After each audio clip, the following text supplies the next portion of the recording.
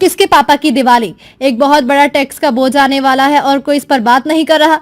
सरकार 15 से 17 अप्रैल के बीच 3 दिन के खास पार्लियामेंट्री सेशन में कॉन्स्टिट्यूएंसी डिलिमिटेशन बिल ला रही है। लोकसभा की सीटें 543 से बढ़कर 816 हो जाएंगी। सभी स्टेट असेंबली में भी लगभग 5% की बढ़ोतरी होगी। इसका मतलब है पॉलिटिकल क्लास के लिए नए परमानेंट खर्चे जिसका बोझ हर साल हमेशा आप पर पड़ेगा। इस बिल के तहत हर स्टेट असेंबली में भी लगभग 50% की बढ़ोतरी होगी।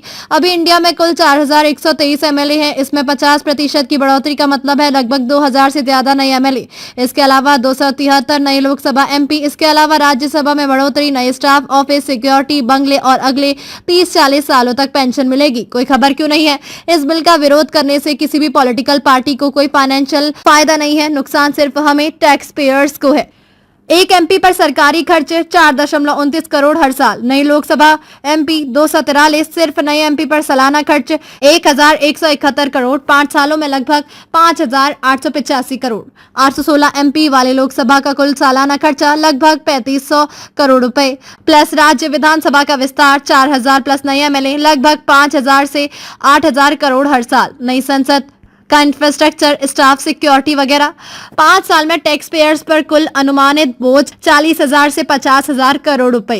प्लस ये सिर्फ डायरेक्ट कास्ट है। हर एमपी को मिलता है एमपी लैड फंड से हर साल 5 करोड़। 816 से गुणा करें। दिल्ली में मुफ्त बंगला, लाखों रुपए की कीमत, जिंदगी भर मुफ्त ट्रेन और हवाई सफर, अपने और परिवार के लिए मुफ्त हेल्थ केयर, सिर्फ एक टर्म के बाद हर महीने 31,000 पेंशन, स्टाफ, सिक्योरिटी, गाड़ियां। सिर्फ MP LAD fund 816 into 5 crore हर साल 4080 करोड़। इसके अलावा सिर्फ 5 साल की सर्विस के बाद आपको जिंदगी भर पेंशन भी मिलती है। अब सवाल ये है, आपको अपने पैसे के बदले क्या मिलता है? 40% चुने हुए एमपीएस पर क्रिमिनल केस है। 93% करोड़पति है, यानी हम ज्यादा पैसे दे रहे हैं एक ही तरह के लोगों के लिए और काम के लिए काम। बहुत से लोग आईटीआर फाइल करते हैं लेकिन उन्हें पता नहीं होता, क्योंकि कभी भी न्यूज चैनल इस मुद्दे को अहमियत नहीं देता, क्योंकि उनके मालिकों के इससे पॉलिटिकल फायदे जुड़े होते हैं। अपनी सोच, अगर आप 30% टैक्स स्लैब में है तो मार्च में आपके दिए गए एडवांस टैक्स का एक बड़ा हिस्सा उन नेताओं को जाएगा जो साल में लगभग 55 पार्लियामेंट जाते हैं, 7 मिनट में कानून पास करते हैं, और अब उनके जैसे 273 और लोग जुड़ गए हैं। ये कोई लेफ्ट राइट का मुद्दा नहीं है, ये टैक्स पेयर के खिलाफ पूरा पॉलिटिकल सिस्टम है जो आपसे पूछे बिना आपके पैसे से खुद को बहुत बढ़ावा दे रहा है। इसे बीजेपी या कांग्रेस का मुद्दा मत बनाइए। ये टैक्स पेयर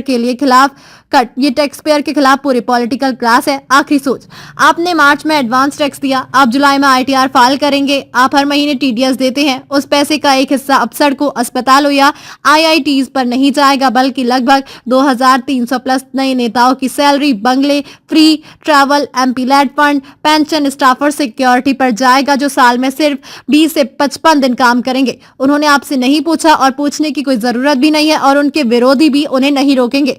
कम से कम आप ये तो कर ही सकते हैं कि दूसरे लोगों को इस बारे में बताइए। जो क्लास सबसे ज्यादा टैक्स देती है वो सबसे कम पॉलिटिकली एक्टिव है और इसी का अभी फायदा उठाया जा रहा है।